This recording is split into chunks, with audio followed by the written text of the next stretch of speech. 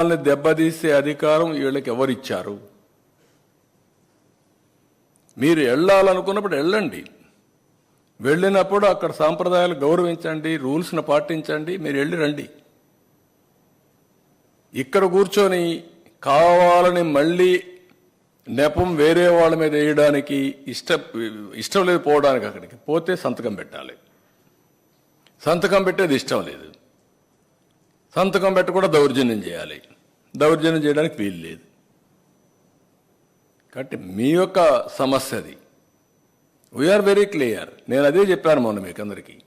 నేను ఒక చట్టం తీసుకొస్తున్నాను, ఇతర మతస్థులు ఎవరికి వెళ్ళాలన్నా ఏ మతమైనా సరే, ఒక మతం అని కాదు, ప్రార్థనా మందిరాల్లో కానీ లేకపోతే వేరే మతాల్లో చర్చిల్లో కానీ మసీదుల్లో కానీ ఎక్కడైనా సరే వాళ్లే పనిచేయాలి, వాళ్ళ సాంప్రదాయాలు మనం గౌరవించాలి, నో సెకండ్ థాట్స్.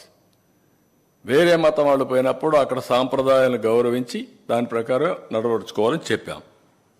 అలాంటివి చెప్తే దళితులు రానిరా, దళితులు రాని ఎవరు చెప్పారండి?